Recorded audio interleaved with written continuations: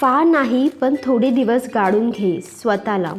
इतकं गाडून घे की तुझ्या विजयाची शृंखला सलग सुरू व्हायला हवी. आता तुझा स्वतःवरचा विश्वास आणि तुझ्या माणसांचा तुझ्यावरचा विश्वास डळमळीत झालाय, हो ना? मला माहिती आहे, पण एवढा एक प्रयोग करून पहा. तू यातून तरुण निघशील, माझा विश्वास आहे. श्री स्वामी समर्थ. माझ्या या लाईफ इन फोकस या चॅनलवरील फर्स्ट स्टडी ब्लॉगमध्ये तुम्हा सगळ्यांचं मनापासून स्वागत करते.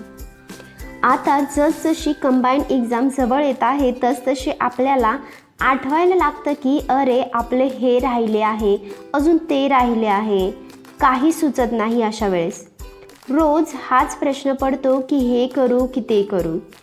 कन्फ्युजन होऊन जातं.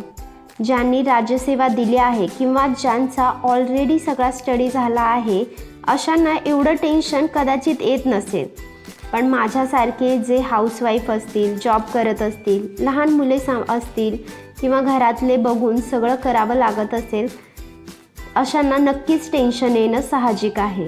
कारण आपल्याला रेग्युलर 8-10 तास स्टडी करणे शक्य होत नाही.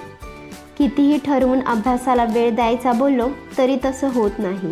रोज काही ना काही नवीनच काम निघते आणि आपण अशामध्ये गुंतून राहतो. तरीही आता कंबाईंडला फक्त 30 दिवस बाकी आहेत आणि आपल्याला कोणत्याही परिस्थितीत अभ्यासाला पूर्ण वेळ देऊन सिलेबस कंप्लीट करून रिव्हिजन करणे गरजेचं आहे. ज्यांना खरंच जास्त वेळ मिळत नाही त्यांनी जसा वेळ मिळेल तसं थोडं थोडं का होईना पण एक टॉपिक घेऊन कंप्लीट करावं. जे इम्पॉर्टंट टॉपिक आहे त्याची एक लिस्ट काढा. हे तुम्हाला फक्त प्रिव्हियस इयर क्वेश्चनमधूनच शक्य होईल. जर तुम्हाला बाकी आता काही करणं शक्य नसेल तर लोकसेवा पब्लिकेशनचं प्रिव्हियस इयर क्वेश्चनचं बुक कंप्लीट करून जेवढं होईल तेवढा त्याचा अभ्यास करावा. कारण प्रिव्हियस इयर क्वेश्चनला पर्याय नाही. प्रिव्हियस इयर क्वेश्चनमधूनच जवळपास आपला 50% टॉपिक कवर होतो.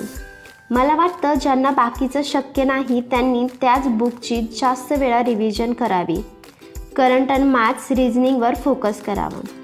आता जेवढे दिवस बाकी आहेत त्याचा सदुपयोग करून घेणं गरजेचं आहे.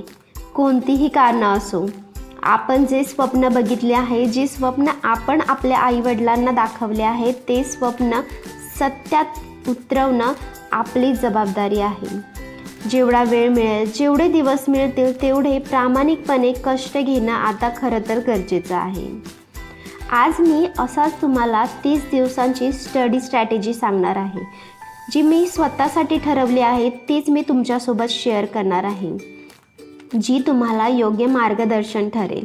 ज्यांना स्वतःचा अभ्यास स्वतः करता येतो किंवा ज्यांचा स्वतःचा प्लॅन फॉलो करता येतो ते स्वतःचा प्लॅन फॉलो करू शकतात, काही हरकत नाही. पण ज्यांना काही सुचत नाही, आत्ता सध्या कसं करावं, काय करावं कळत नसेल त्यांनी या प्लॅननी जरूर अभ्यास करावा आणि आपल्या पोस्ट मिळवण्याची स्वप्न पूर्ण करावी असं मला वाटतं.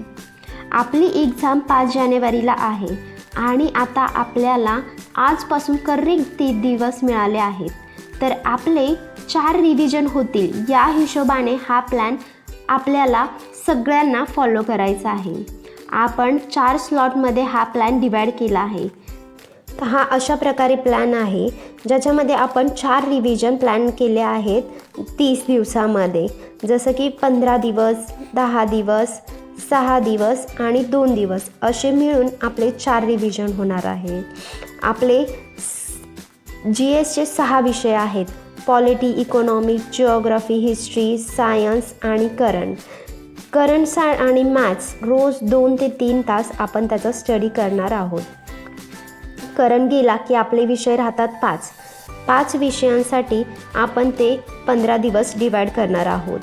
पॉलिटीसाठी 3 दिवस, इकॉनॉमिक्ससाठी 3 दिवस, जिओसाठी 3, हिस्ट्री 3 आणि सायन्ससाठी 3 असे आपण 15 दिवस 3 दिवस करून स्टडी करणार आहोत प्रत्येक सब्जेक्टचा. याच्यामध्ये आपल्याला प्रिव्हियस इयरवर चांगली भर द्यायची आहे कारण की हे आपल्याला 3 दिवसामध्ये आपलं होऊन जाणार आहे. लोकसेवा पब्लिकेशनचं बुक घ्यायचं, त्याच्यामध्ये जे प्रिव्हियस इयर क्वेश्चन दिले आहेत ते करायचं.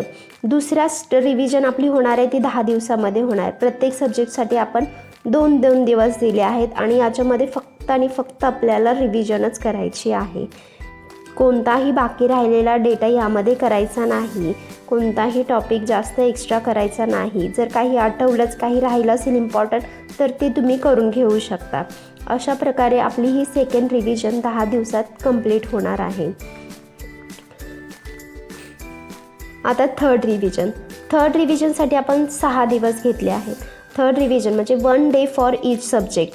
एक दिवसामध्ये हा सब्जेक्ट कवर करून घ्यायचा आहे. आणि फोर्थ रिव्हिजन 2 दिवसात, ज्याच्यामध्ये आपण इम्पॉर्टंट डेटा जास्तीत जास्त रिवाईज करणार आहोत. त्याच्यामध्ये इम्पॉर्टंट डेटा असा जो आपण गेले 15 दिवस 10 दिवस जे रिव्हिजन केलं आहे त्यामध्ये जे आपल्याला वाटलं आहे, जसं की तक्ते, trick, flow chart, mind map, असं जे काही असेल ते सगळं आपण त्यात रिव्हिजन करून घेणार आहोत.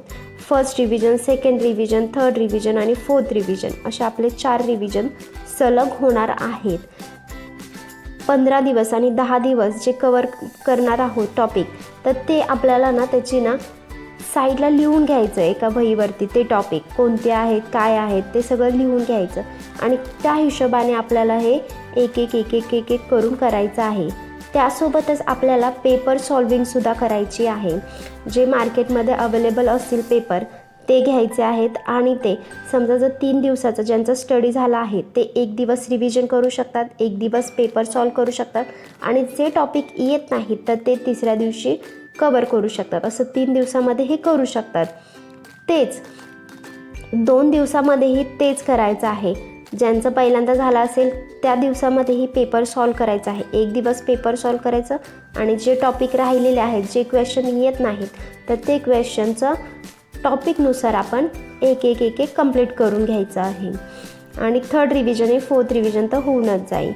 पेपर सॉल्व करणं हे मस्ट आहे. कारण की ना आपलं एक ना डमी पेपर होऊन जातो. आपली पेपरची प्रॅक्टिस होते. जे तिथे आपण जाऊन 5 तारखेला देणार आहोत तर ती आपली भीती कमी होते. ती भीती कमी व्हावी यासाठी पेपर सॉल्विंग मस्ट आहे. ॲटलिस्ट 2 क्लासचे तुम्ही पेपर्स घ्या. त्याचे ना कोणत्याही झेरॉक्स सेंटरवरती तुम्हाला झेरॉक्स किंवा प्रिंट मिळून जातील. जर तुम्ही ग्रुपमध्ये स्टडी करत असाल तर ते ग्रुपमध्ये सुद्धा तुम्हाला एकमेकांना देता येतील. म्हणजे जास्त लोड पडणार नाही, जास्त पैसे वाया जाणार नाही तुमचे. तर ॲटलिस्ट 2 क्लासचे तरी झेरॉक्स घ्या असं माझं म्हणणं आहे. आणि ते पेपर सॉल्व करा. जे क्वेश्चन येत नाही त्याचे इम्पॉर्टंट टॉपिक लिहून काढा आणि त्याच्यावरती जास्तीत जास्त भर द्या. करंट आणि मॅथ्स रोज 2 ते 3 तास करणं गरजेचं आहे. रोज करंटला आणि मॅथ्सला जास्तीत जास्त वेळ द्या. कारण की मॅथ्स आणि करंट हे आपण अगोदर इग्नोर करतो आणि लास्ट एंडिंगला आपल्याला पेपरमध्ये आठवत नाही काहीच. तर करंटच्या माझ्या मते 32, 33, 34 अंक कंबाईनसाठी आता इनफ आहे. ज्यांचं अगोदर झालं असेल जास्त, ज्यांचं इयरबुक झालं असेल त्यांचं ठीक आहे. पण ज्यांचं काहीच करंटचं स्टडी नसेल त्यांनी 32, 33, 34 अंक तरी वाचून घ्यावा. आणि मॅथ्समध्ये आयोगाचे पेपर तुम्ही प्रॅक्टिस करा. तेच क्वेश्चन जास्तीत जास्त प्रॅक्टिस करा. आणि जर एखादा क्वेश्चन कन्फ्युजन होत असेल तर त्याचे तुम्ही अजून थोडेफार उदाहरणं बघून रिवाईज करू शकता. अशा पद्धतीने जेवढं जास्तीत जास्त सॉल्व करता येईल तेवढं करा तुम्ही सॉल्व. आणि यासाठी बघा अंकगणित आणि बुद्धिमत्तासाठी संदीप आरगडेंचं सरांचं मी बुक सध्या यूज करते. चालू घडामोडींसाठी मी सध्या सिम्प्लिफाईडचं बुक यूज करते, ज्यामध्ये 32, 33 आणि 34 असे 3 अंक माझ्याकडे आहेत सध्या. तर तेच मी सध्या करत आहे. कारण माझंही बाकी भरपूर राहिलेलं आहे आणि मला हे कवर करणं जास्त इम्पॉर्टंट वाटतं.